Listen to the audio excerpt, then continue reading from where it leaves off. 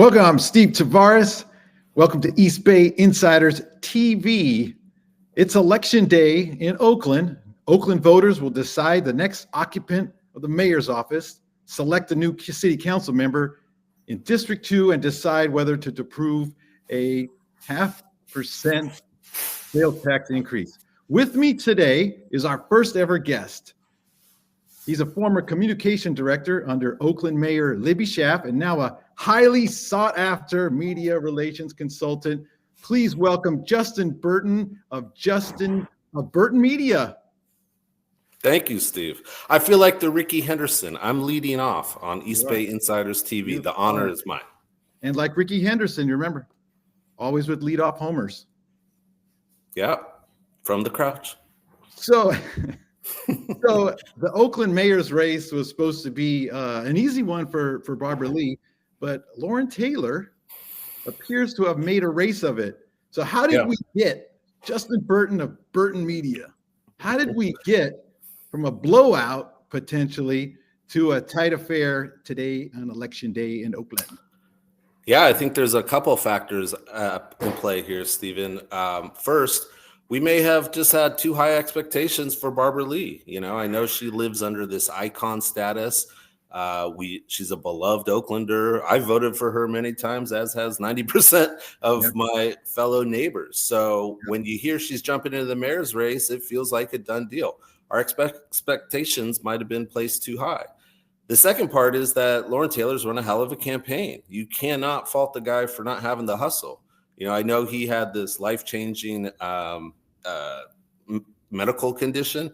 I don't know if that's what put the wind behind his sails, but he came into this campaign with a lot more enthusiasm and charisma than I think he showed in the previous campaign. So you have to give credit where credit is due. I think a confluence of those two factors have tightened up this race. Have you seen, you know, I've always talked about in a campaign, it's like tennis, you have to limit your unforced errors.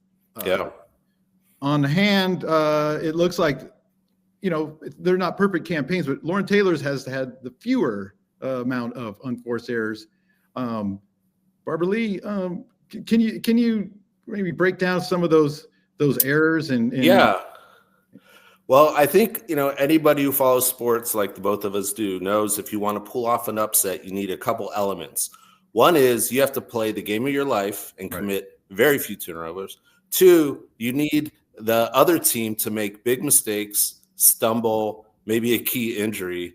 And three, you just need the crowd to get behind you and catch on to your narrative. And I think Lauren's managed to tighten this up by a combination of those things. So I think the conventional wisdom was that if you're Lauren Taylor, it's going to be very difficult to attack congressional icon Barbara Lee. But what they've been good at is attacking mayoral candidate Barbara Lee.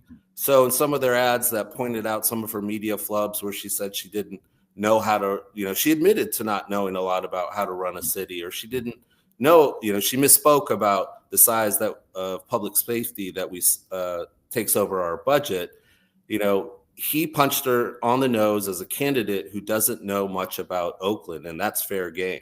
Right. The other thing is Barbara Lee, when she went to these mayoral forums, and this comes to the expectations that were set on her. You know, I attended a few, including one with you. I watched a few online. I feel like I have a pretty good sense of what she was bringing to the campaign trail.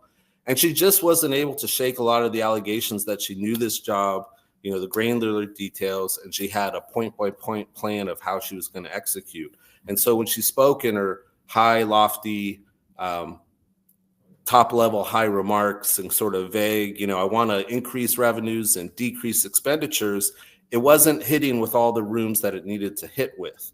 So I think that's sort of a self-inflicted error on her part. And maybe her advisors just weren't being frank with her, like, hey, we got to tighten up, you know, what we're saying we're going to do. We're going to do A, B, and C, not, you know, we're going to feel good about each other and unify people. We got to show people the details of our plan, which I also noticed in the last week, she issued a 100-day plan, a 10-point 100-day plan for her first 100 days in office. So the message finally got through to Barbara Lee's camp that she needed to be more specific about what she wanted to do. Mm-hmm. You also get in the All that said, just to put a cap on it, Stephen, it doesn't necessarily mean an upset's going to happen, but I think those things contributed to what's made it closer than I think people expected it to be. Yeah. So in terms of, obviously the stakes are you win or you go home. But like personally, you break down some of the stakes that are like additional stakes of this race. Barbara Lee or Lauren Taylor or others. Yeah, well, with Barbara Lee, obviously, if she wins, she did what was expected. Status quo of unions being vindicated, of having backed the right candidate, goes forward. On the opposite end, if she loses, I think executives who are running those unions need to look at each other and then look in the mirror and come up with a new plan on how to convince voters that their endorsements are the right people. Because if she loses and Sheng Tao had been recalled and Sheng Tao barely won, I think voters are starting to send a message to the unions and those executives who are making the decisions about who they back and how hard they come out at candidates, that the residents aren't necessarily with you here. You know, you're going to have to fight harder to get them on board.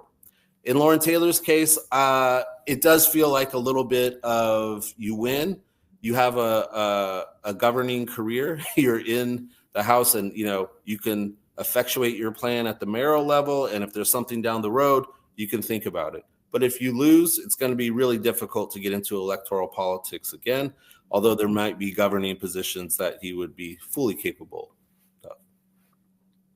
I'm going to put out some numbers here, some facts and figures. These are turnout numbers that we're seeing as of Monday afternoon from the registrar's office of by district. And yesterday it was at 19%, and today on Tuesday morning up to 21% even. But I'm gonna run down here and then tell me what if we can glean anything out of what we might see later tonight and in the next couple of days. But in District 4, and that was Libby Schaaf's and Sheng Tao's district right now. So baseline is 19, right, across the city. District 4 is at 31.9% as of yesterday, so way above the average. But District 1, which is I think that's probably North Oakland, would you say that's more progressive, most leaning towards Barbara Lee's at 25.5. District 2's at which also has a council race today at 20.4, and then it drops down where District 3 is at 16%, District 6 is at 18%. That's almost at the average. District 5, the Fruitvale is at 14.2, and then District 7 is at 13.8. It looks like the Hills are voting and the progressives up in the north, but the rest of the city is into enthuse as of Monday. Yeah, I think if you're Lauren Taylor's campaign, this feels like good news. He carried District 4 last time.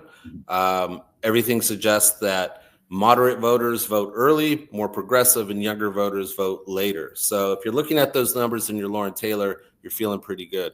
Also, if you happen to see the story in the Chronicle a couple days ago where they looked at voting trends across the city of Oakland and try to put, which neighborhoods, sort of hold the keys for electing mayors, District 4, which happens to be the district that I'm living in, was one of those kingmaker districts, and it skewed moderate. District 1, which is also having high turnout, but not as many raw votes that have come in from District 4. District 1 skews more progressive, so that would probably give Barbara Lee a boost of enthusiasm as she looked over those numbers. However, when you look citywide, it's a very small turnout, and that's going to favor Lauren Taylor.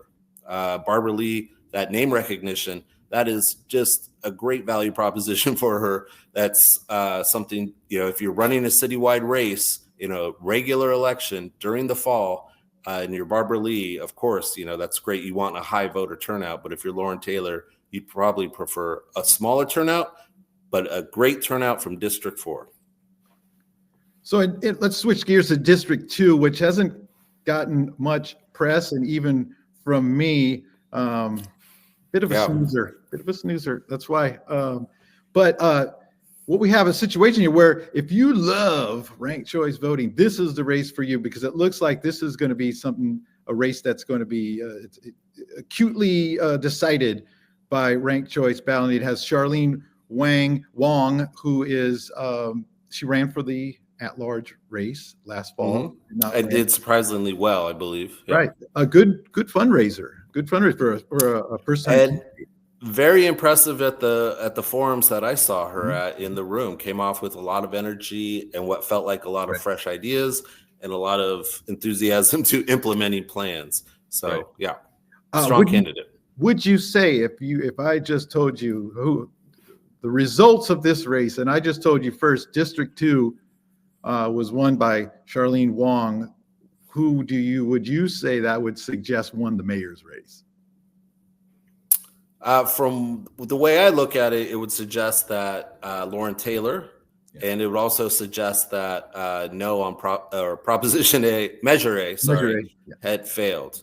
And I think, tonight, one of the bellwethers we might look at, more than the first tranche of votes between Lee and Taylor, is how's Measure A doing? And if it's failing, like polls are suggesting it may, that would signal severe voter frustration in Oakland, and they're going to skew moderate. And that sounds like Taylor and Wong. Sorry. Right. Yeah. If Measure A does not pass, and it only needs 50 plus one, a simple majority, and in a place like Oakland, which loves tax measures, to tax ourselves, that result, if it does not pass, will reverberate across the whole county and the region well into the June 2026 primaries or general elections, when cities may want to do a similar raise their sales tax or any kind of tax revenue generating measure. Let's switch gears here. Thank you so much. Our first ever guest, Justin Berton, Berton Media. All right. He's been everywhere. You've probably seen him 4 times today already. I know. I'm running out of suit jackets with different colors. So we're going to start the cycle again tomorrow. So real quick, let's switch gears for a second. Oakland City Council amended its terms with the African American Sports and Entertainment Group this week. Among those changes is a $60 million payment towards the $105 million purchase of half of the Coliseum. It does not now need to be made. It was scheduled for July 1st. So right now, they still only have put $5 million into this project since last early fall. Is this another stalling tactic? What's your take? Well, I think like a lot of Oaklanders, I feel like we're this far down the road. Let's get it done. Revitalization, especially economic revitalization of East Oakland, is what's needed. So let's go down this path. Let's get it built. But looking back with hindsight, let's call it what it was. This was a political play by Shang Tao and her office to save her political career. I know people who work in the economic workforce development department. They were like, there's no way we were going to close on this deal in the timeline they set out. And we certainly shouldn't have had a press conference where the mayor said, deal's done, Coliseum sold, we got the big fluffy pen to show everybody that we're serious.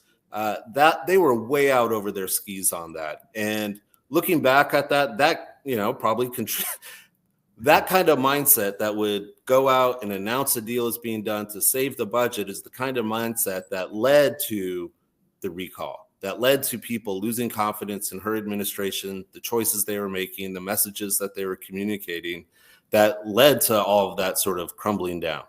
So I think we can acknowledge that that's in the past, but let's call it is what it is.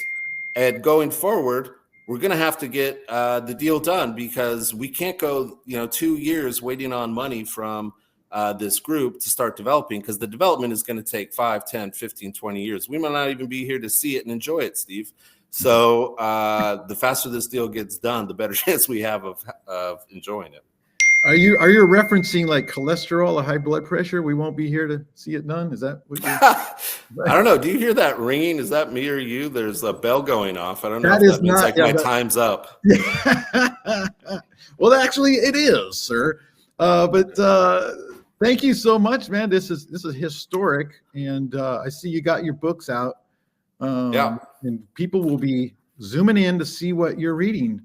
I did move. I'll give you some Oakland knowledge here. Here's Thomas Peele's Killing the Messenger, Ollie and Darwin's The Writers. I wanted to rep the Oakland. Tommy Orange's There is in there as well. I haven't read his sequel, but it'll be up there as well. So yeah, I don't have the same eclectic books as you. Well, this is, episode 1. You can evolve. You can get a stylist. I don't have a stylist, but I did. My partner is an amazing person with great aesthetic taste. All right. Well, thank you so much, Justin Berton of Berton Media. Thank you, Justin. And for more, visit and subscribe to East Bay Insiders. Get a 7-day free trial. Go to eastbayinsiders.substack.com. It's what the insiders read. Thank you, sir. My pleasure, Steve. Don't forget to vote, Oakland.